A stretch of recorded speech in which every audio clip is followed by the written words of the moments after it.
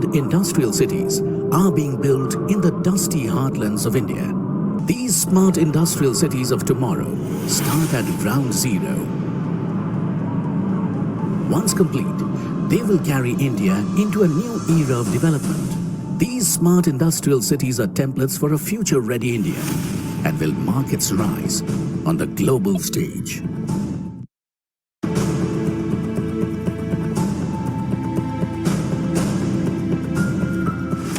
Generally, what happens in other cities is that every time what they have to maintain, they have to dig up that particular road, they have to cut the BC, again they have to backfill, again they have to do the bituminous layer. So all those things will be avoided. They have been well thought of.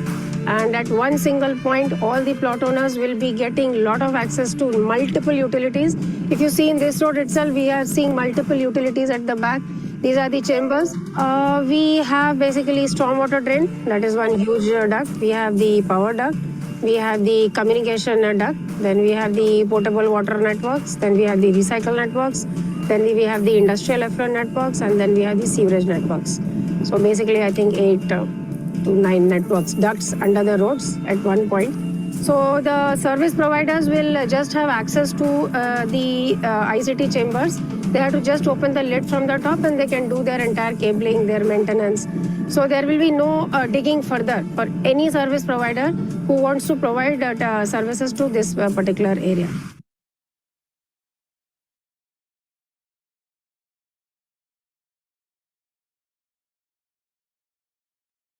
So yes, good evening everyone. I hope सब कोई सही होंगे. Yes, so कोई new person है जो पहली बार हमको join किया है ऐसे आज के सेशन में जो फर्स्ट टाइम ज्वाइन कर रहे हैं? एनी न्यू पर्सन अपना हैंड रेज कर सकते हैं जो हमको फर्स्ट टाइम ज्वाइन कर रहे हैं. ऐसा अगर कोई पर्सन ऐसा है जिन्होंने फर्स्ट टाइम ज्वाइन कर रहे हैं, so please raise your hand.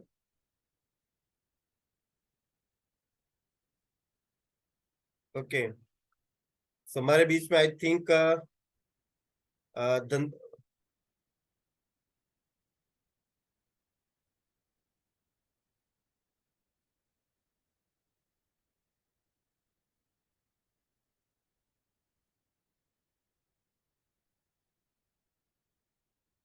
Okay, so we start our session. हमारा सेशन स्टार्ट करते हैं हम. सो मेरा नाम हितेश है एंड मैं मेरिक इंफ्राटेक हेड ऑफिस सूरत से बात कर रहा हूँ आप लोग के साथ में. सो आई होप सब लोग सही होंगे, ऑल आर वेल.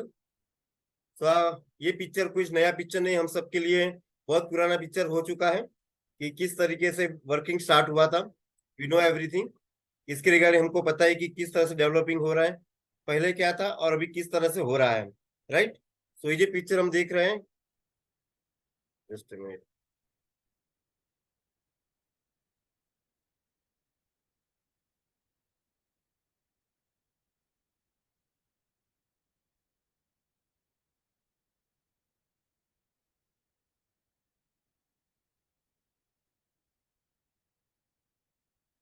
ओके,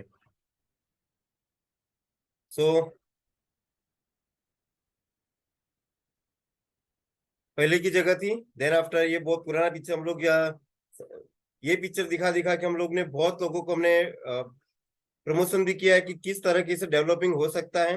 ये हमने ऑलरेडी देखा कि शेख जियाद रोड दुबई का है जो 1990 में जो बंजर जमीन थी आप देख सकते हैं, एंड 2020 में मीन्स कि एवरीथिंग क्या होता है. अगर हम लोग डेवलपिंग की बात करें तो सबके अगर हम 1990 से 2020 तक देखें तो इसमें स्लाइड्स में एक ही अपडेट हम लोग देख रहे हैं कि इंफ्रास्ट्रक्चर में अपडेट इसमें हुआ है.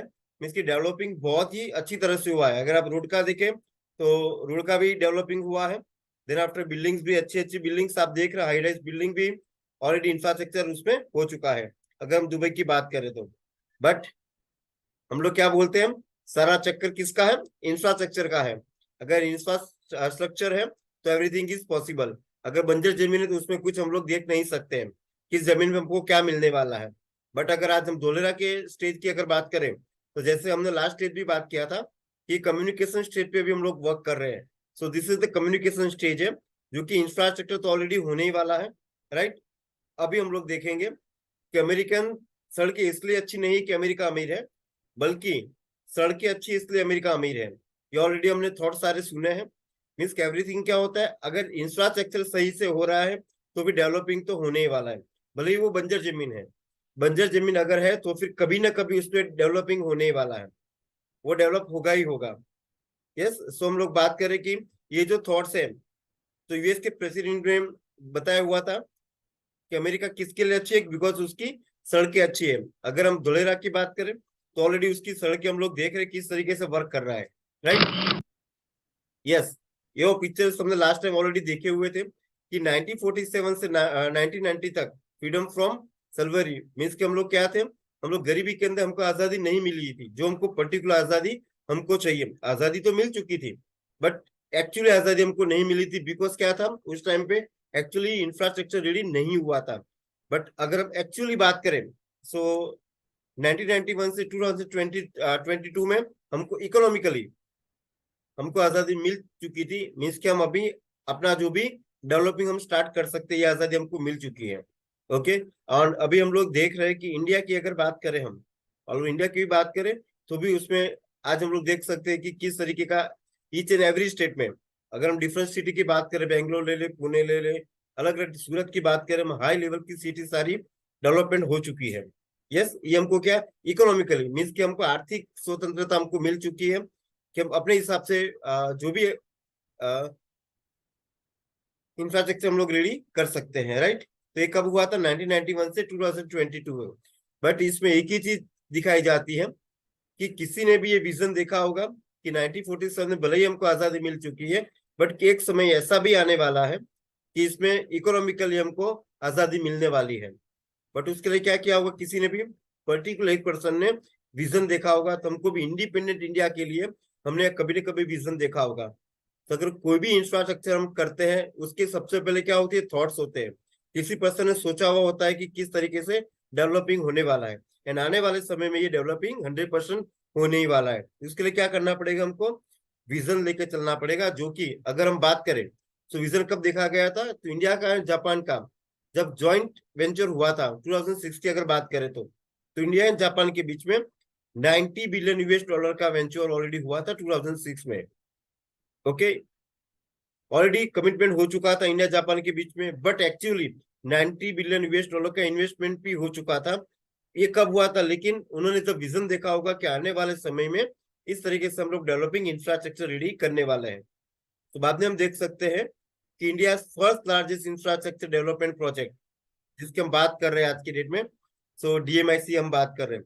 आज ईच एंड एवरी स्टेट पे अगर हम धोलेरा की रिगार्डिंग बात करें, हम सबसे पहले अगर बात करते तो धोलेरा का हम स्टार्ट, अभी प्रेजेंटेशन जो चल रहा है हम लोगों का धोलेरा की रिगार्डिंग चल रहा है, बट हम डीएमआईसी की बात क्यों कर रहे हैं, डीएमआईसी का नीड क्यों हो गया, बिकॉज क्या हो गया कि दिल्ली मुंबई इंडस्ट्रियल कॉरिडोर नाम से जाना जाता है, जिसको हम डीएमआईसी बोलते हैं, डीएमआईसी के नाम से हम लोग पहचानते हैं।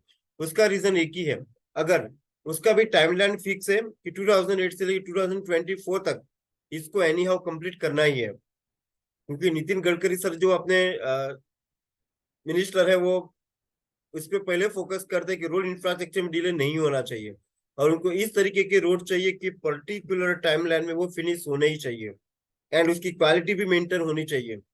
ऐसा नहीं कि टाइमलाइन के अनुसार अगर हो रहा है बट कुछ भी तरीके से वो लोग वर्क कर रहे हैं, इस तरीके से वो नहीं देखते हैं कि इसका जो भी प्रोडक्शन होता है, जो भी रोड्स वगैरह बन रहे हैं आज की डेट में, आप देख रहे हैं हमने TP2 में भी ऑलरेडी देखा किस तरीके का इंफ्रास्ट्रक्चर रेडी हो रहा है।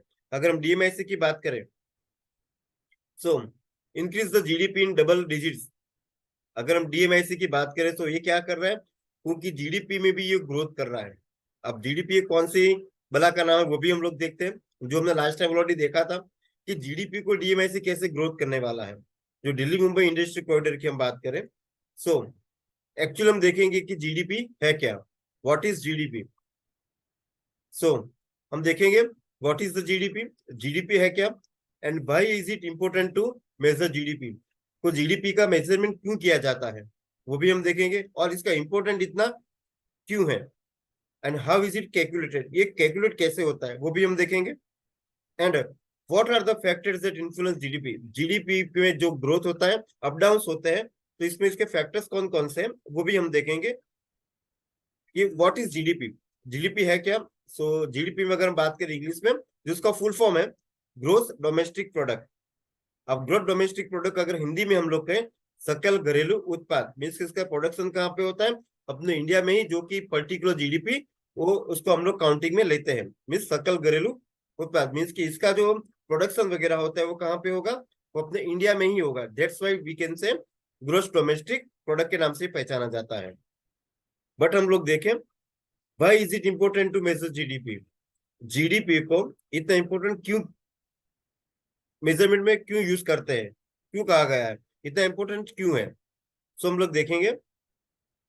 सो why is it important to measure GDP, तो जीडीपी को हम लोग देख सकते हैं कि हार्ट ऑफ द इंडिया का हार्ट ही कहा गया है, बिकॉज जो भी अपडाउन वगैरह होते हैं, मीन्स कि हम लोग देख रहे हैं कि सब जगह महंगाई बढ़ती है घटती है, एवरीथिंग डिपेंड्स अपॉन जीडीपी पे होता है। इसको मीन्स के इंडिया का हार्ट कहा गया जीडीपी को।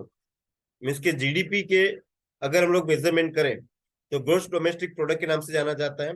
अगर हम पूरे इसको हिंदी में कन्वर्ट करते हैं तो सकल घरेलू उत्पाद के नाम से हम जानते हैं, जो कि एक विशिष्ट समय अवधि में देश की सीमाओं के भीतर मीन्स के इंडिया के अंदर ही जो भी प्रोडक्शन वगैरह होते हैं, जो भी प्रोडक्शन मीन्स के उसके अंदर क्या चीजें आ जाती है, सेवा भी आ सकती है एंड बाजार का मूल्य भी होता है। समय घरेलू उत्पाद के व्यापक माप के रूप में ये किसी दिए गए देश के आर्थिक स्वास्थ्य के व्यापक स्कोर के रूप में कार्य करता है।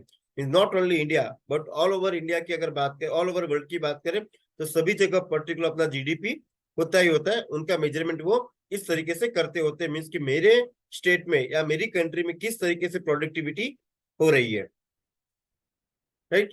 तो हाउ इज इट कैलकुलेट, ये कैलकुलेट किए कैसे किया जाता है। मेजरमेंट तो हमने देखा कि भाई अपने इंडिया में प्रोडक्शन की तरह के तरीके से इसका मेजर हम लोग करते हैं। अब कैसे, हाउ इज इट कैलकुलेटेड, अगर नॉर्मल जीडीपी फॉर्मूला की बात करें, सो ये टॉपिक थोड़ा धोलेरा से हटके, बट ये क्या करेगा, अगर हम डीएमआई से अगर नहीं होगा तो धोलेरा भी डेवलप होने वाला नहीं है। तो डेट्स वाई डीएमआई से इतना इंपॉर्टेंट क्यों है, बिकॉज ये क्या करेगा, जीडीपी को भी ग्रोथ करने वाला है। तो जीडीपी है क्या, तो अभी हम वो चीजें देख रहे हैं। तो हम लोग देखेंगे, अगर कॉमन लैंग्वेज में अगर हम बात करें तो सी प्लस जी प्लस आई प्लस एक्स मीन्स की क्या हो गया, इसको हम जीडीपी के नाम से जाना जाता है। ये तो हो गया फोर्स मीन्स के सारे फर्स्ट कैरेक्टर है। अगर हम सी की बात करें तो सी का हो गया कंजप्शन, मीन्स के कंजम्पशन और ऑल प्राइवेट कंज्यूमर, मीन्स के हम जो भी परचेज करते हैं या स्पेंडिंग करते हैं, हम जो भी फूड कपड़े भी परचेज करते हैं हम, तो वो क्या होगा, कंजप्शन, हमारा कंजप्शन होगा, जो कि हम उसको यूज कर रहे, कंजम हम लोग कंजप्शन कर रहे हैं। एंड अगर मैं बात करूँ तो टोटल गवर्नमेंट एक्सपेंशन, मीन्स की गवर्नमेंट भी कुछ ना कुछ इन्वेस्ट करती है, कुछ ना कुछ एक्सपेंसेस वो भी करती है, इंक्लूडिंग गवर्नमेंट की जो सैलरीज वगैरह होती है, जो रोड इंफ्रास्ट्रक्चर वगैरह रेडी करती है वो, देन पब्लिक स्कूल्स वगैरह में जो भी इंफ्रास्ट्रक्चर में इन्वेस्टमेंट करती है, तो उसको हम गवर्नमेंट में भी वो लोग यूज करते हैं, इसको भी काउंट किया जाता है जीडीपी में। And investment, some of countries investment spent on capital equipments, investors and housing, कुछ क्या करते हैं अपने इंडिया के ग्रोथ के लिए हाउसिंग कॉलोनीज वगैरह भी करते हैं, कैपिटल इक्विपमेंट बाहर से भी वो लोग इंपोर्ट एक्सपोर्ट करवाते हैं कि हमारे देश को भी इन्वेस्टमेंट चाहिए, बाहर से भी कुछ लोग इन्वेस्टमेंट करते हैं, राइट। एंड नेट एक्सपोर्ट, ये क्या हो गया, नेट एक्सपोर्ट और country total exports less total imports, means total exports minus total import is equal net export. Means के क्या, कैसे काउंट करेंगे हम जीडीपी को, जो अपना टोटल एक्सपोर्ट होता है, इंपोर्ट एक्सपोर्ट जो भी होता है, इसमें से नेट एक्सपोर्ट को हम टोटल हमारा जीडीपी के मिस पे काउंट करते हैं, ये हो गया नेट एक्सपोर्ट। तो that's why it's called GDP, इसको जीडीपी में हम काउंट करते हैं। इंपोर्ट एक्सपोर्ट हम कहीं से भी कर सकते हैं, बाय वे भी हो सकता है, यस, बाय एयर भी हो सकता है, yes. What are the factors, ऐसे कौन कौन से फैक्टर्स हैं जो जीडीपी को इन्फ्लुएंस करते हैं, तो वो भी हम देखेंगे। तो फैक्टर्स की बात करें तो नो डाउट सबसे पहले कौन सा आता है, ट्रांसपोर्टेशन। अभी हम धोलेरा के थ्रू आ रहे हैं, अभी हम धोलेरा के वे पकड़ रहे हैं, वो वे पे हम जा रहे हैं, बिकॉज अगर किसी भी स्टेट को, किसी भी विलेज को, किसी भी सिटी को डेवलप होना है, सबसे पहले क्या होगा, हम लोगों को transportation is must require, because अगर गुड्स इंपोर्ट एक्सपोर्ट नहीं होंगे, रोड्स नहीं होंगे, तो सप्लाई चेन कहाँ से चलेगा, सबको वो भी देखना है। तो transportation is must require. Transportation में कौन कौन से होते हैं, रोड होते हैं, रेल भी होते हैं, एयर एंड सी, ये चार चीजें ऐसी है जिसमें हम लोग क्या कर सकते हैं, ट्रांसपोर्टेशन को इंपोर्ट एक्सपोर्ट करते हैं। हमारे किसी भी इंडस्ट्रीज को डेवलप करने के लिए, राइट। सो वो हम लोग देखते हैं। यस, देन आफ्टर हम ये देखेंगे कि ट्रांसपोर्टेशन हो गया। ट्रांसपोर्टेशन के बाद, क्योंकि ये प्रोडक्ट्स हमने मस्ट रिक्वायर है, क्योंकि गुड्स सर्विसेज के लिए क्या चाहिए हमको, ट्रांसपोर्टेशन चाहिए। अगर ये नहीं होगा तो हम गुड्स को अप्लाई भी नहीं कर, सप्लाई चेन नहीं चलेगा, सर्विसेज भी प्रोवाइड नहीं करेंगे। Yes, because transportation is must require, किसी भी जीडीपी को ग्रोथ करने के लिए कंपलसरी है। अगर हम बात करें, ऑलरेडी हमने देखा कि जैसे हम लोग क्या कि डीएमआईसी की अगर बात करके Delhi Mumbai industrial corridor, but DMIC को हैंडल करने के लिए भी प्रोजेक्ट सही तरीके से चल रहा है, पर्टिकुलर टाइम लाइन पे वो फिनिश हो रहा है। तो उसके लिए भी क्या किया गया है, डीएमआईसी को हैंडल करने के लिए उसके ऊपर भी एक अथॉरिटी है। वो अथॉरिटी का नाम दिया गया है national industrial corridor development corporation. वो क्या करती है, वो डीएमआईसी को देख रही है कि डीएमआईसी पर्टिकुलर टाइमलाइन के अंदर वो वर्क कर रही है कि नहीं कर रही है। तो उसके लिए भी एक बॉडी बनाई गई है, जो गवर्नमेंट बॉडी है, जो उसको पूरा हैंडल कर रही है। डिफरेंट टोटल अगर बात करें 11 इंडस्ट्रियल कॉरिडोर्स अभी डेवलपमेंट में चल रहे हैं। बट हम लोग धोलेरा से, तो हम लोग बात करेंगे धोलेरा की रिगार्डिंग, हम लोग बात करेंगे कि किस तरीके से वो डेवलपमेंट हो रहा है, राइट। हम लोग बात करेंगे directly Delhi Mumbai industry corridor की, हम डिस्कस करेंगे। सी, अगर हम बात करें कि उसके बेनिफिट कौन कौन से मिलने वाले हैं, so dedicated freight corridor already है। The vision for DMIC, Delhi Mumbai industry corridor का विजन क्या है, तो सबसे पहले हम लोग देखेंगे कि create a strong economic base. अगर रोड इंफ्रास्ट्रक्चर नहीं होगा, रोड डेवलप नहीं होंगे, तो सर्विस हम कहाँ से किसी को प्रोवाइड करा पाएंगे, उनको वो भी देखना है। Create a strong economic base provide करेगा हमको। Globally competitive business environment, means all over globally अगर बात करें तो without DMIC corridor otherwise road infrastructure की बिना पॉसिबिलिटी नहीं है। और अपना Delhi Mumbai industry corridor globally हमको ये एनवायरनमेंट में भी हेल्प कर रहा है, बिकॉज उधर से डेवलपमेंट होने वाला है। वर्ल्ड क्लास इंफ्रास्ट्रक्चर अगर हम बात करें तो हमने देखा होगा कि 150 किलोमीटर तक ये इन्फ्लुएंस हो रहा है, लेफ्ट एंड राइट दोनों साइड 75 किलोमीटर एंड 75। ओके, तो पूरा डेवलपमेंट हो रहा है, वर्ल्ड क्लास इंफ्रास्ट्रक्चर रेडी हो रहे हैं डीएमआईसी के अंदर। सी पोर्ट्स जो कि मस्ट रिक्वायर है, उसके बिना हम लोग वर्क नहीं कर सकते, जिसको हम ट्रांसपोर्टेशन में यूज करते हैं। आफ्टर अगर हम बात करें एक्टिव लोकल मैन्युफैक्चरिंग के लिए भी मस्ट रिक्वायर है, बिकॉज रोड्स वगैरह वगैरह नहीं होंगे, सो गुड सप्लाई हम लोग कहाँ से करेंगे, इंपोर्ट एक्सपोर्ट हम कहाँ से कर पाएंगे। सब चीज पॉसिबल नहीं है कि सभी कुछ कार्गो से ही आएगा, बाई एयर आएगा।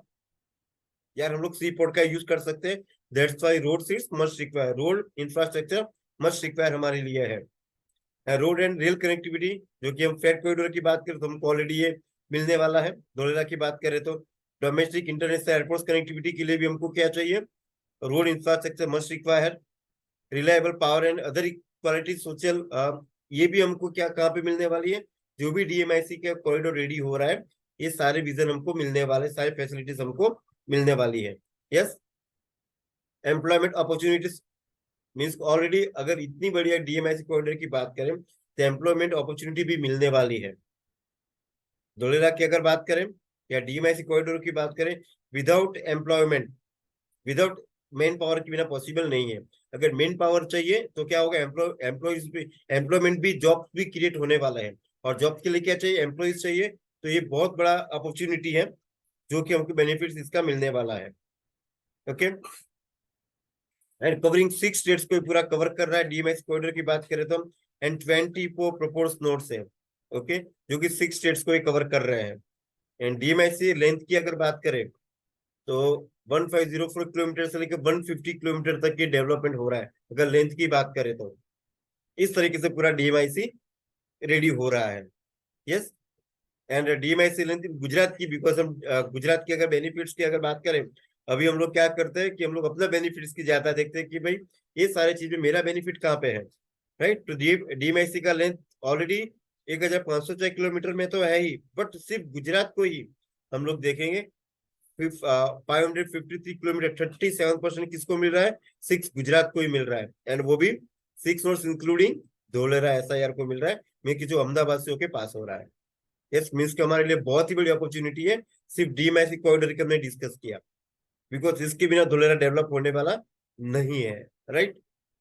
सो यस, अगर हम डिस्कस करें होगी कि धुलेरा इंडस्ट्रियल सिटी की बात करेंगे हम, तो ऑलरेडी हमने देखा कि no doubt smart infrastructure ready होने वाला है, स्मार्ट इन्वेस्टमेंट अपॉर्चुनिटी भी है। और अभी हम लोग देखेंगे कि इसको हम स्मार्ट इन्वेस्टमेंट क्यों बोल रहे हैं। स्मार्ट इंफ्रास्ट्रक्चर ऑलरेडी रेडी होने वाला है, जो ऑलरेडी हम डिस्कस कर रहे हैं, क्योंकि बड़ी बड़ी दिग्गज कंपनियां भी धोलेरा में ऑलरेडी एंटर हो चुकी है। एंड आज आपको गुड न्यूज भी देने वाला हूँ कि 2 डेज के बाद क्या अपडेट्स होने वाला है। यट स्मार्ट इन्वेस्टमेंट अपॉर्चुनिटी, अब अपॉर्चुनिटी जिसने पकड़ ली, अभी कोई बोलेगा ठीक है जब डेवलपमेंट होगा तब हम लोग देखेंगे, तब शायद वो क्या बोलेंगे कि भाई मैंने बहुत काश मैंने पहले वो इन्वेस्टमेंट किया होता तो, बट बाद में यही होगा, अब पछताए हो क्या जब चिड़िया चुग गई खेत, है ना। तो हमको क्या करना, this is the right opportunity, right time, जिस टाइम पे हमको इन्वेस्टमेंट करना चाहिए। अपॉर्चुनिटी है बिकॉज अभी अगर हम मिरिक इंफ्रास्ट्रक्चर की अगर बात कर रहे हैं हम, सो नया प्रोजेक्ट स्टार्ट हो रहा है तो नो डाउट नए दिस इज द टाइम। नहीं तो बाद में क्या होगा कि एवरी टाइम आप देख रहे हैं कि हर एक प्रोजेक्ट में 500 स्क्वायर यार्ड का रेट बढ़ रहा है। सो भी हमको यही देखना है किस टाइम पे this is a real time opportunity है।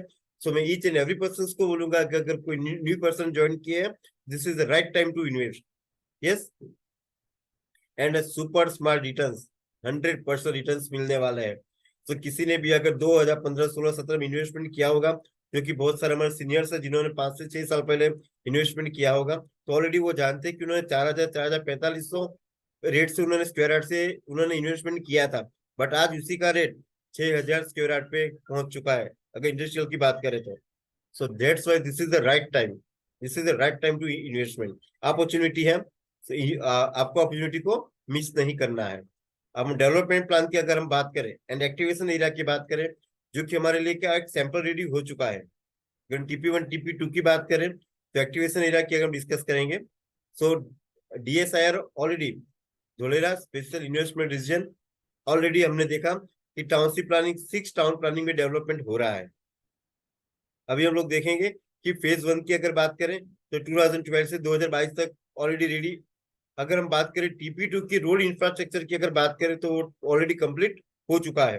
TP2 की अगर बात करें तो जस्ट अभी क्या करना है, अभी हमने देखा होगा TP2 के अंदर बहुत सारी दिग्गज कंपनियां भी वर्क करना स्टार्ट कर दी है।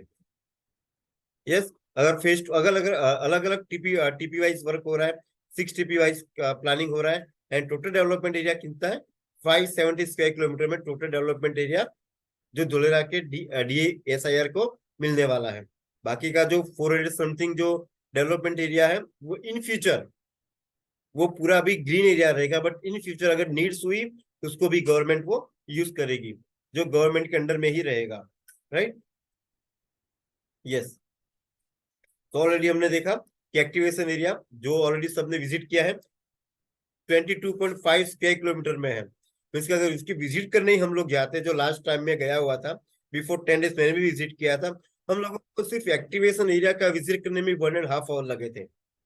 एक्टिवेशन एरिया की हमको एक सैंपल मिल चुका है कि सारा धोलेरा किस तरीके से डेवलप होने वाला है। राइट, तो धोलेरा एक्टिवेशन एरिया हमको क्या करना है, सबसे पहले जो भी मैप है तो मैप को हमको अंडरस्टैंड करना है। अगर हमको मैप अंडरस्टैंड हम लोग कर लेंगे तो क्या होगा कि हमको कौन कौन से हम एक्टिवेशन एरिया है, कौन से सी पोर्ट होने वाला है, कितने स्क्वायर किलोमीटर है, वो भी हमको अंडरस्टैंड हो जाएगा, हम लोग समझ सकते हैं। राइट, सो सबसे पहले हमको मैप जो भी है धोलेरा का मैप हमारे माइंड में होना चाहिए।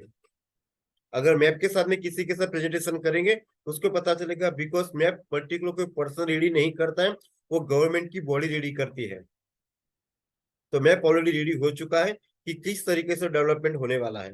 एंड धोलेरा एक्टिवेशन एरिया के ऑलरेडी हमने देखा कि इमीडिएट डेवलपमेंट हो चुका है, तो 22.5 स्क्वायर किलोमीटर डेवलपमेंट हो चुका है।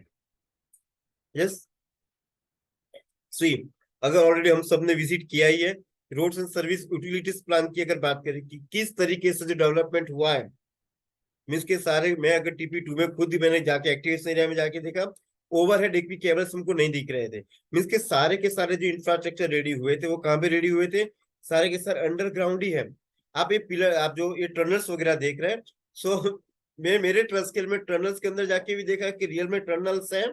सो जो सर ढक्कन वगैरह जो भी जो ढक्कन देने बड़े वाले वो भी हमने ओपन किए कि किस तरीके से इंफ्रास्ट्रक्चर रेडी हो रहा है अंडरग्राउंड। राइट, और आप पिलर्स वगैरह भी जो देख रहे हैं आप, ये पूरे के सारे आगे हम देखते हैं। आप देख रहे हैं कि जो बिल्डअप इंफ्रास्ट्रक्चर जो बिल्डअप हो रहा है, सी आईसीटी पावर बेस रेडी हो रहा है, ये पूरा अंडरग्राउंड है। ये जो रेड कलर का आप देख रहे हैं, जो आप एरो शायद देख रहे होंगे, साइकिल ट्रैक भी अलग से बनाया गया है। मीन्स के लंदन बेस पूरे का सारा डेवलप हो रहा है। जो लंदन में इस तरीके से रोड इंफ्रास्ट्रक्चर रेडी है कि साइकिल वालों की जो साइकिल ट्रैकिंग है उसके लिए रोड्स अलग रहेंगे। जो भी वेस्ट वाटर है, वेस्ट वाटर का भी वो लोग अलग तरीके से यूज करने वाले हैं। आप जो ये देख रहे हैं व्हाइट कलर के, ये जो आप देख रहे होंगे, ये सारे के सारे टनल्स अंदर से जो भी पानी का है, वेस्ट वाटर है, वो भी यूज करने वाले हैं। Yes, waste water plant already pipeline सारी अंदर से गई हुई है, राइट, ऑलरेडी हमने देखा। और आप ये जो देख रहे, जो पिलर्स की बात कर रहा हूँ, यहाँ शायद एरो आप लोग देख रहे होंगे, जो इसके अंदर जो कैमरास वगैरह भी लगे, हाई लेवल के कैमरास भी यूज हुए हैं, सबने देखे ही होंगे। यस, सी हम लोग के the future is here, really future है। अगर हम बात करें तो स्टार्टिंग में सबने देखा होगा कि फोर्ब्स मैगजीन, जो कि फेमस मैगजीन है, ऑल ओवर वर्ल्ड की बात करते हैं, तो उसमें कवर स्टोरी में लिया गया था, कवर स्टोरी में लिया गया था कि टॉप 12 सिटी जो रेडी होने वाली है, इसके अंदर धोलेरा का भी ऑलरेडी स्मार्ट सिटी में इनरोलमेंट किया गया है। This is a cover story, right, जो फोर्ब्स मैगजीन में भी इनरोलमेंट इसका किया गया था, राइट। यस, यस, जैसे हम लोग बात करते हैं कि धोलेरा को किस नाम से, जैसे अगर मैं सूरत में हूँ, हेड ऑफिस से बात कर रहा हूँ, तो फिर सूरत को जो बात किया हम लोग बात करते हैं तो डायमंड सिटी के नाम से जाना जाता है। अदरवाइज वो एक इंडस्ट्री है जिसे हम कापड़ केंद्र बोलते हैं, उसके नाम से भी सूरत फेमस है। अगर हम पुणे की बात करें, बेंगलोर की बात करें, तो वो आईटी के नाम से फेमस है। यस, लेकिन जो धोलेरा, तो गुजरात फेमस होने वाला है, तो फेमस होने वाला गुजरात ट्रेड सेंटर्स, जीटीसी के नाम से फेमस होने वाला है। बिकॉज आप देख रहे हैं कि the engine for economic country के नाम से जाना जाएगा, जो कि धोलेरा रहेगा, जो अपना गुजरात रहेगा। यस, सो आप देख सकते हैं कि आप ये देख रहे हैं कि लोथल का जो संस्कृति थी, आप ये जो कॉरिडोर देख रहे हैं कि लोथल की जो थी, इस तरीके से पूरा डिजाइन इसमें किया जा रहा है। आप ये देख रहे हैं एच लिखा हुआ है, मीन्स के ये क्या है, हेलीपैड भी इसके ऊपर, दो सारे के सारे जो डीएमआईसी कॉरिडोर है, एक्सप्रेस वे है, मेट्रो ट्रेन है, सब इसके अंदर से पास होने वाली, इस तरीके का पिरामिड टाइप पूरा रेडी हो रहा है। Yes, one of the world first plant cities, means के पूरे प्लानिंग के साथ में रेडी किया जा रहा है। इट विल टेक टाइम, ये टाइम लेगा, ये 1 साल 2 साल का खेल नहीं है। हमको क्या करना पड़ेगा, विजन देखना पड़ेगा। किसी एक पर्सन, जैसे गवर्नमेंट आज विजन देख रही है कि आने वाले कुछ सालों में जो भी सीनियर पर्सन है, जो भी सीनियर है, जो 5 साल 10 साल से ऑलरेडी मिरिक के साथ में, धोलेरा के साथ में, वो उनके सामने बच्चा पैदा भी हुआ था, उनके सामने बच्चा आज यंग भी हो चुका है, ऑलरेडी उन्होंने देखा।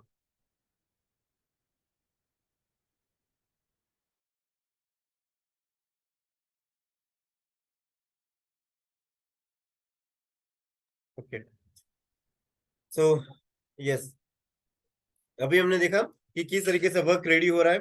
बट हम बात करेंगे कुछ बेनिफिट्स की, हम बात करेंगे धोलेरा क्या नंबर 1 पे क्यों चल रहा है, बिकॉज कौन कौन सा इंफ्रास्ट्रक्चर रेडी हो रहा है। So world class infrastructure which is the pair with global standards, means कि हम आज ग्लोबली बात करेंगे, सिर्फ इंडिया की बात नहीं करेंगे।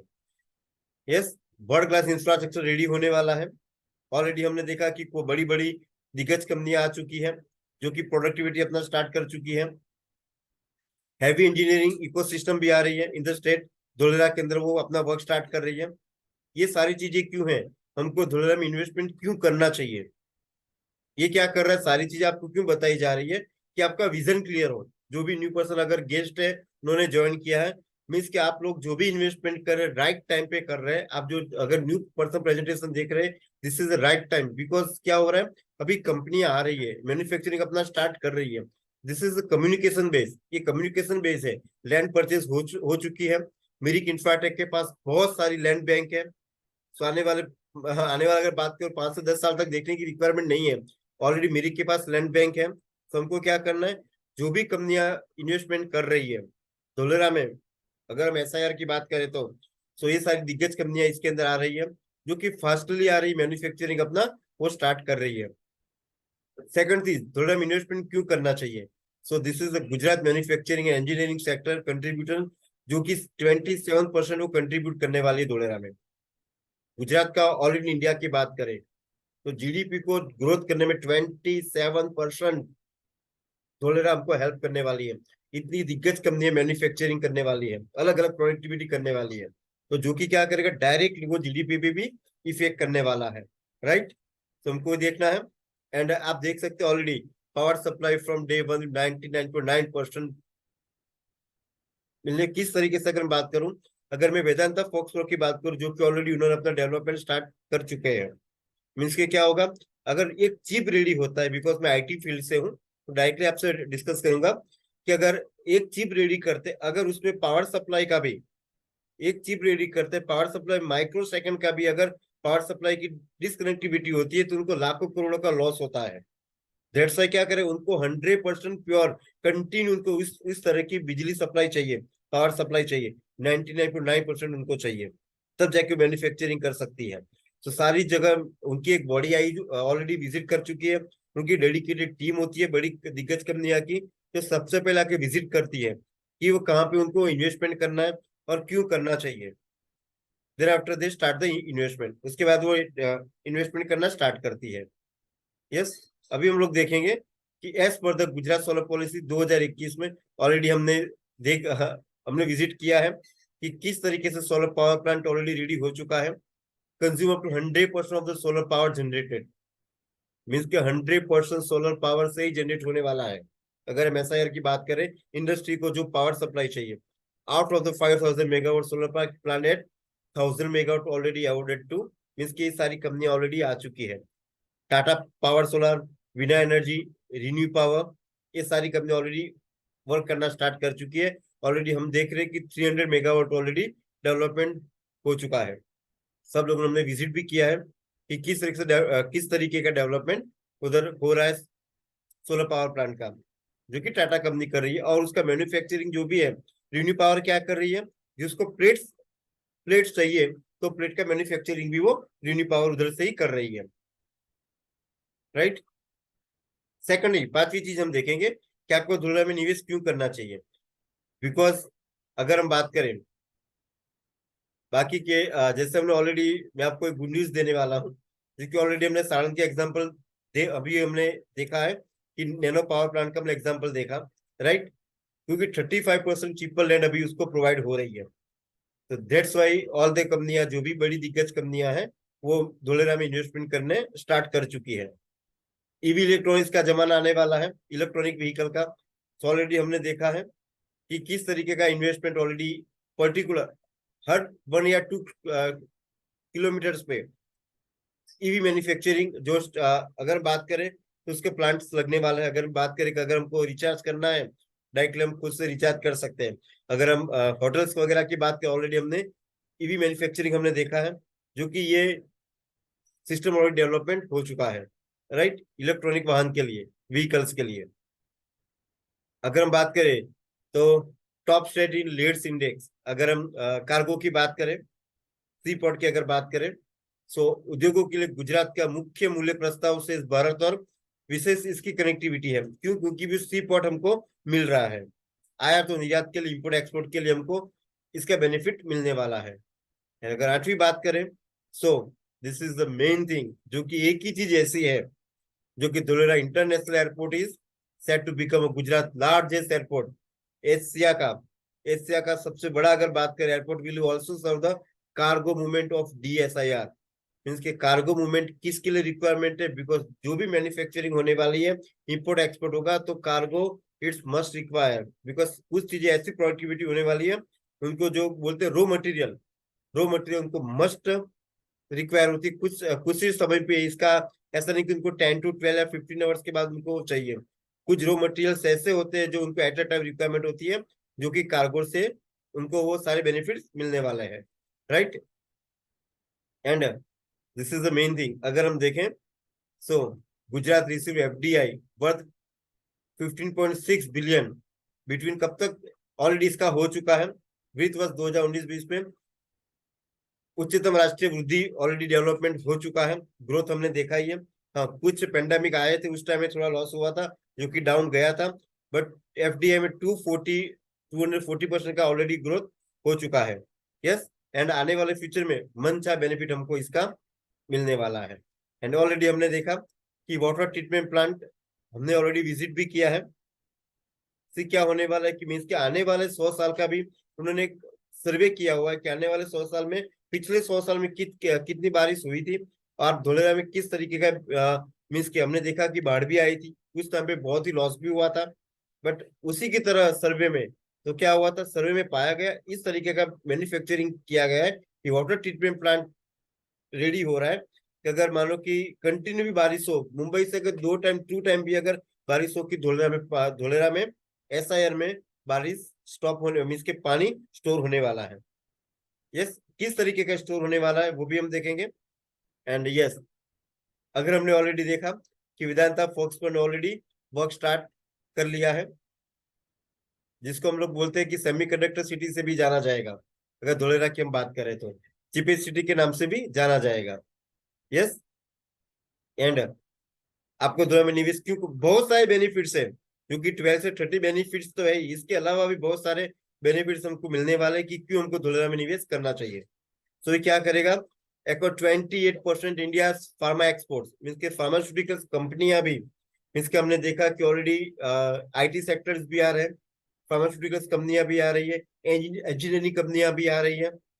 तो जितने भी मैन्युफैक्चरिंग हब से अगर हम बात करें, सो इन अपॉर्चुनिटी की बात हम लोग क्यों कर रहे हैं, एम्प्लॉयमेंट तो क्रिएट होने ही वाला है, क्योंकि सारी कंपनियां ने ऑलरेडी इन्वेस्टमेंट करना स्टार्ट कर दिया है। राइट, सी ऑलरेडी हमने इसका विजिट भी किया है कि धोलेरा SIR का मानना है कि जो भी वाटर ट्रीटमेंट प्लान हमने देखा कि जो कि अगर हम बात करें, सो मेन पावर से एक कृत्रिम रिवर रेडी की गई है, कृत्रिम रिवर रेडी की गई है मीन्स के वो एक मानवी ने उसको रेडी किया है। मीन्स की बारिश का पानी जो भी हमने देखा अंडरग्राउंड, जो भी पाइपलाइन हमने लास्ट टाइम मैंने दिखाया हुआ था कि पाइपलाइन कहाँ से कनेक्टिविटी होकर डायरेक्टली हमको रिवर फ्रंट पे मिलने वाला है, हर एक TP में वो रिवर फ्रंट हमको मिलने वाली है। राइट, सी अगर हम देखेंगे धोलेरा में तो कौन कौन से सेक्टर्स को ऑलरेडी हमने देखा, ऑटोमोबाइल्स अगर हमने डिस्कस किया वो भी आने वाली है, जो टारगेट सेक्टर्स है एरोस्पेस भी आने वाले हैं, capital goods and heavy engineering कंपनियां भी आने वाली है, इलेक्ट्रॉनिक सिस्टम ऑलरेडी हमने देखा, ऑलरेडी वो भी आने वाला है। ऑलरेडी उन्होंने मैन्युफैक्चरिंग अभी आने वाला नहीं, अभी हम लोग देखेंगे कि ऑलरेडी उन्होंने इन्वेस्टमेंट कर लिया है, MOU ऑलरेडी सबका साइन हो चुका है। जस्ट हमको क्या करना है, उनके साथ में आप ऑनलाइन सभी देखते ही होंगे, विजिट करते ही होंगे, यूट्यूब से वीडियोस वगैरह भी आप लोग देखते होंगे। हमको क्या करना है, उन पे बिलीव करके, हमको ट्रस्ट करके इन्वेस्टमेंट करना स्टार्ट करना है। Means this is the right time, ये राइट टाइम है जहाँ पे हमको चिपेस्ट में भी रेट में लैंड हमको मिल रही है और उसका रिटर्न्स भी हमको मिल रहा है, तो this is the right time. हम लोग इस तरह प्रेजेंटेशन क्यों शो कर रहे हैं, ये सारी कंपनियां ऑलरेडी इन्वेस्टमेंट कर चुकी है एंड आने वाले समय में मेन पावर एम्प्लॉयमेंट आना स्टार्ट हो मीन्स हमने देखा कि वेदांता फोक्सकॉन ने ऑलरेडी 200 से 300 एम्प्लॉयज को हायर कर लिया है। अब उनको रहने के लिए ऑलरेडी गवर्नमेंट ने, हमारे CM ने ऑलरेडी अनाउंसमेंट कर चुका है कि 200-300 मीन्स के हाउसिंग कॉलोनी वो लोग रेडी करने वाले SIR के अंदर। मीन्स के उनको जो भी एम्प्लॉयमेंट आएंगे रहने के लिए हाउस तो चाहिए, होम तो चाहिए, तो क्या कर रहे हैं उनके लिए 200-300 हाउस कॉलोनी भी वो लोग रेडी कर रहे हैं। SIR के अंदर ऑलरेडी डेवलपमेंट ये सारी चीजें होने वाली है। सोलर एनर्जी हमने देखी, टेक्सटाइल्स इंडस्ट्री भी आने वाली है। और टेक्सटाइल इंडस्ट्री कैसी रहेगी, मीन्स के जो भी पॉल्यूशन क्रिएट कर रही है उसको तो वो लोग मीन्स के MOU होने वाला ही नहीं है, उनको एंट्री नहीं है, बिकॉज हम ग्रीन सिटी रेडी करने जा रहे हैं। तो जो भी अगर पॉल्यूशन क्रिएट करे उसको मीन्स के एंट्री नहीं मिलेगी, उनको साइन होगा ही नहीं, गवर्नमेंट उसको साइन नहीं, प्रपोजल देगी ही नहीं। फार्मास्यूटिकल्स कंपनियां भी आने वाली है and this is the main thing, biotechnology and pharmaceuticals company आ रही है जो कि एटमोस्फियर को पूरा देख के वो वर्क स्टार्ट करने वाली है। एंड ऑलरेडी हमने विजन देखा, सानंद का हमने देखा, एक केस स्टडी बार बार हम लोग बोलते हैं बिकॉज हमारे लिए बहुत बड़ी बात है। राइट, कि 900 स्क्वायर फीट में ओपन 2010 में 70 to 80,000 रेट्स में मिला था इन द ईयर 2010 में। स्मॉल कार मैन्युफैक्चरिंग जो कि नैनो के नाम से हमने फेमस हुआ था, और आज करंट प्राइस की बात करें हम तो 14 लाख to 16 लाख, इसके 20 टाइम्स इन 10 ईयर्स। हमारे लिए गुजरात की बात करें जो कि नजदीक में ये बेस्ट एग्जांपल हमारे लिए है। तो हमको क्या करना है, अगर इस टाइम पे किसी ने जमीन लैंड परचेस की होगी, आज उनकी सोच कहाँ तक गई होगी, उन्होंने जब विजन देखा होगा तो मैं ईच एंड एवरी पर्सन, जो भी न्यू गेस्ट है, अगर ऑलरेडी इन्वेस्टमेंट किया है तो आपको क्या करना, उन लोगों को विजन दिखाना है कि धोलेरा में नॉट ओनली बट हमको आने वाले भविष्य में हमारी फैमिली किस तरीके के बेनिफिट लेने वाली है, उनको 10 टाइम 20 टाइम उसके बेनिफिट मिलने वाला है। बट हमको क्या करना पड़ेगा, विजन हमको देखना है, राइट। ये नैनो का एग्जांपल है कि 10 साल पहले जहां से नैनो प्लांट गया वहां आज खेती भी मुश्किल, और जहां पहुंचा वहां 450 इंडस्ट्री लगी, है ना। सो क्या हुआ था, हमको विजन देखना पड़ेगा। धोलेरा में भी यही होने वाला है, various investment sector in Dholera industrial area, means के अलग अलग इन्वेस्टमेंट सेक्टर्स भी हैं। एमआरओ ऑलरेडी साइन हो चुके हैं। मीन्स के हम एविएशन एरिया की बात करें, डिफेंस सेक्टर्स भी आ रहे हैं। ऑटो कंपनी, हम ऑटोमोबाइल्स की भी देखी हमने, ईवी कंपोनेंट्स भी ऑलरेडी डेवलपमेंट हो चुके हैं अगर धोलेरा की बात करें तो। यस, फार्मास्यूटिकल्स कंपनियां भी हमने देखा, एग्रो कंपनियां भी आ रही है, फूड प्रोसेसिंग कंपनियां भी आ रही है, टेक्सटाइल्स, मीन्स के बहुत सारे इंडस्ट्रीज ऐसे जो ऑलरेडी 200 से अबव एमओयू ऑलरेडी साइन हो चुके हैं, राइट। ये देखिए जो गुड न्यूज की बात कर रहा था, सो ये गुजराती में है जो कि दिव्य भास्कर में आया हुआ था कि माइक्रोनी टीम 2 દિવસમાં ગુજરાત આવશે ધોલેરા સાણંદમાં પ્લાન્ટ શક્ય। मीन्स के ये भी क्या, अभी आपको पता ही होगा कि हमारे जो पीएम जी हैं, नरेंद्र मोदी जी हैं, वो ऑलरेडी अमेरिका में है। एंड माइक्रोन की बात करें तो ये भी चिप लेवल का ही वर्क करती है। सो ये क्या करेगी, मीन्स के ये भी क्या काम करने वाली है कि जो ऑलरेडी माइक्रोचिप जो रेडी करती है, जो वेदांता फोक्सरो के साथ में ये वर्क स्टार्ट करने वाली है। मीन्स की ऑलरेडी इनकी सारी टीम 2 दिन में धोलेरा का विजिट करने वाली है।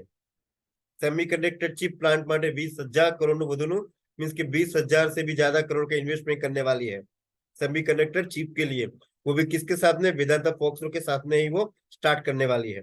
ऑलरेडी अमेरिका में मोदी जी ने अनाउंसमेंट इसका कर लिया है, राइट। बहुत अच्छा लेके आपको ग्रुप में अभी आ जाएगा ये, ओके। तो 400 एकर्स की लैंड्स उन्होंने भी ऑलरेडी परचेज किया है।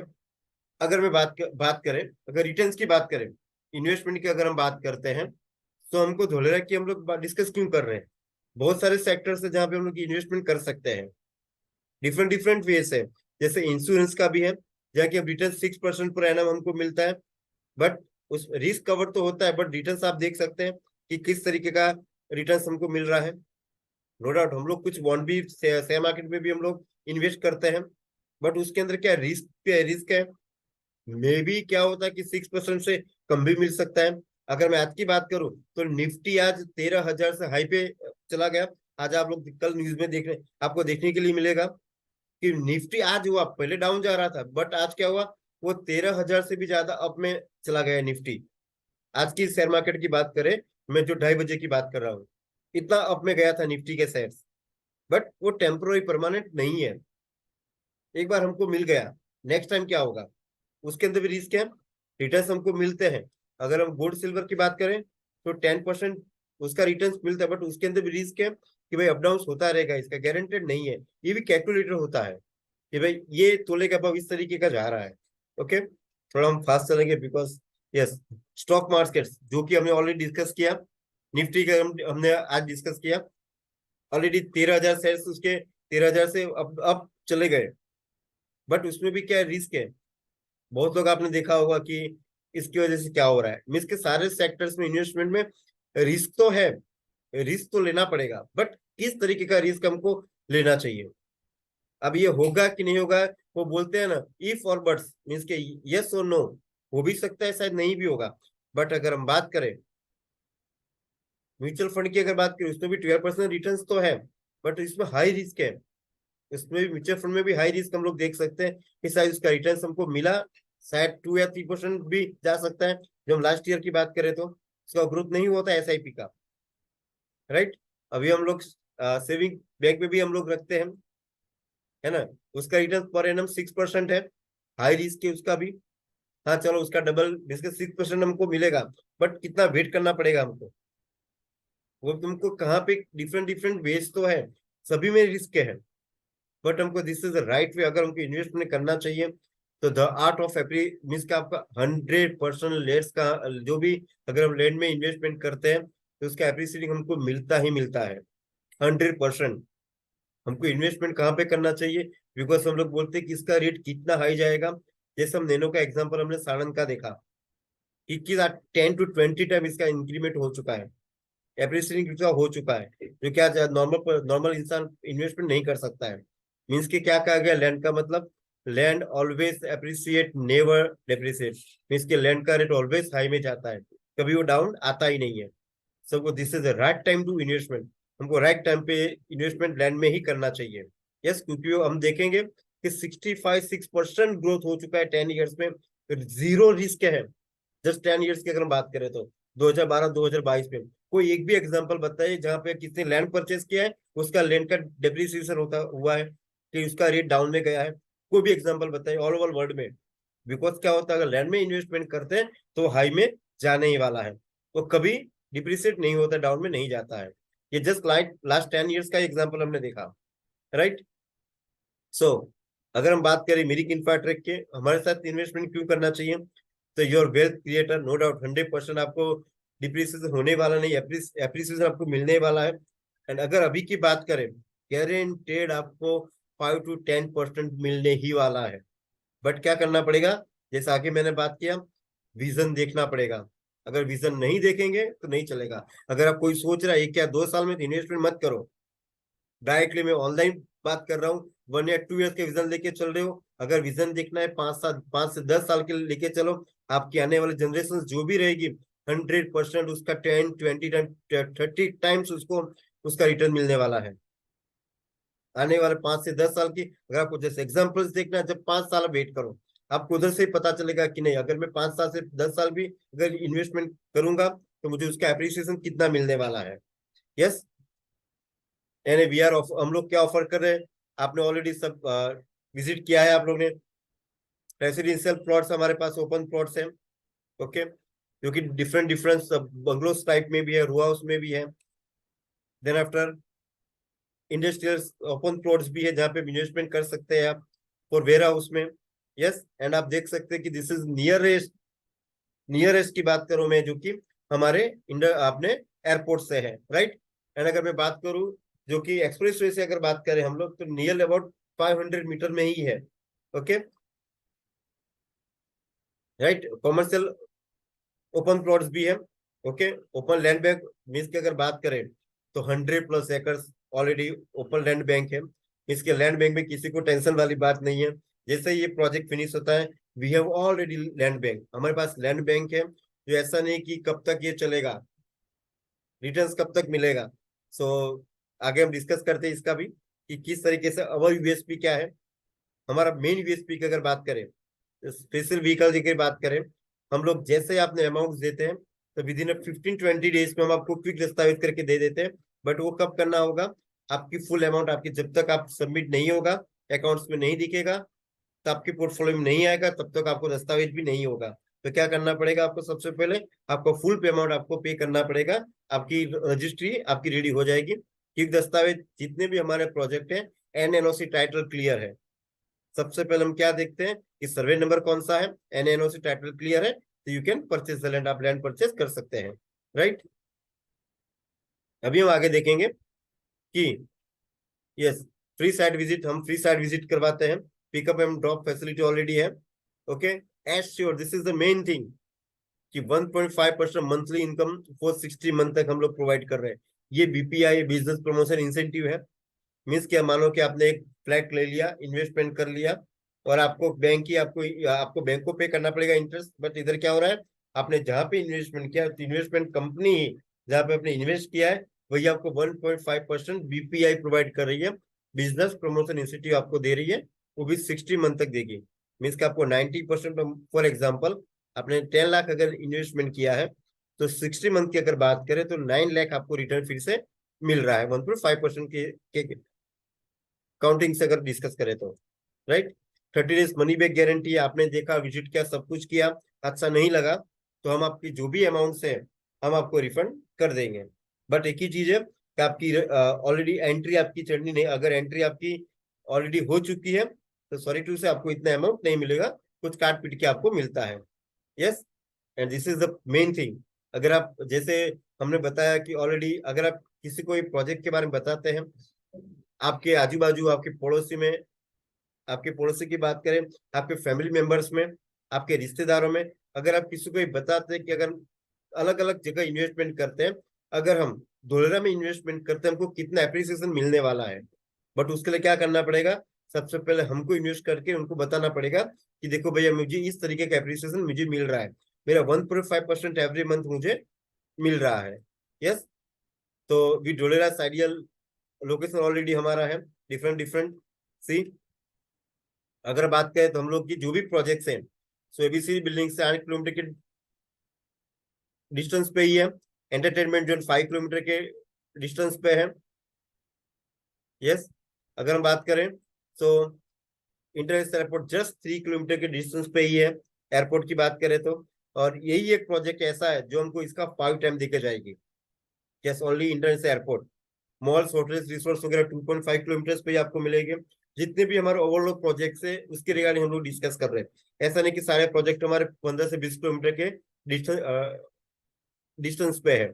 स्पोर्ट्स कॉम्प्लेक्स 5 किलोमीटर पे है, नॉलेज आईटी जोन 3 किलोमीटर पे है, 10 लेन एक्सप्रेस वे 2 किलोमीटर पे है, इंडस्ट्रियल जोन 1.5 किलोमीटर पे है, मेट्रो सर्विसेज 1.5 किलोमीटर के डिस्टेंस पे ही है। बस सर्विसेज भी आप देखेंगे कि 1.5 किलोमीटर पे ही है। एंड पब्लिक फैसिलिटीज मीन्स कि आप देखोगे सारे के सारे जितने भी प्रोजेक्ट्स हमारे हैं, इंक्लूडिंग इंडस्ट्रियल की बात करें तो 10 किलोमीटर के डिस्टेंस पे ही आपको सारे बेनिफिट्स मिल रहे हैं, जो बेनिफिट्स आपको चाहिए।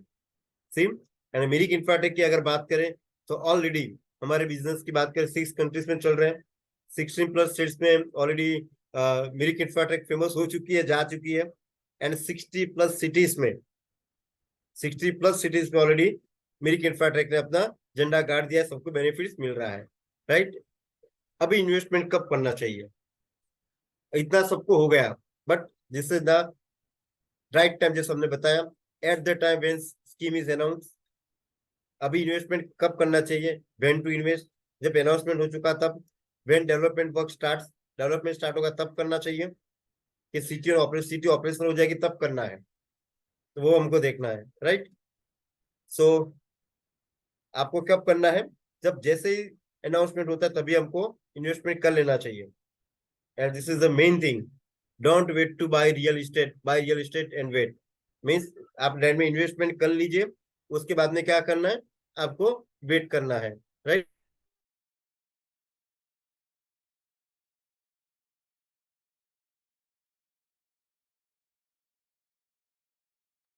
यस, तो हमको क्या करना है, अभी development phase is the right time to invest. Development phase चल रहा है जहां पे हमको दिस इज राइट टाइम हमको इन्वेस्ट करना चाहिए, राइट।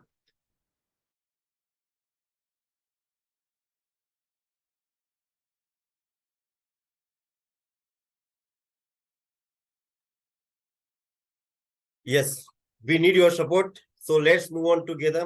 बिकॉज अगर मैं अकेला कुछ नहीं कर सकता हूँ, मेरी इंफ्राटेक अकेले कुछ नहीं कर सकती है, हमारे सीएमडी सर अकेला कुछ नहीं कर सकते हैं, मोहन सर अकेले कुछ नहीं कर सकते हैं, राइट। इसके लिए क्या चाहिए, हम लोगों को सपोर्ट चाहिए।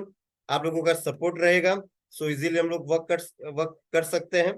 Yes, so let's to move on together. जो मेरी का अवेयरनेस है हम लोग साथ में मिला के, साथ में चल के सबको अगर देंगे तो 100% आने वाली जनरेशन अपनी उसका बेनिफिट हमको मिलने वाला है।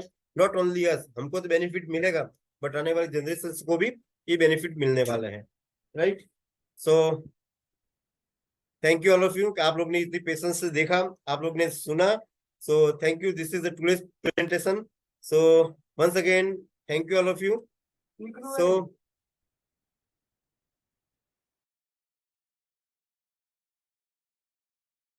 Okay, so thank you all of you, आप लोग ने पेशेंस से इतना आप लास्ट तक रुके रहे। सो अगर किसी के कोई क्वेश्चंस है तो फिर प्लीज, कुछ नए पर्संस भी थे, अगर कुछ क्वेरीज है अपना हैंड रेस कर सकते हैं।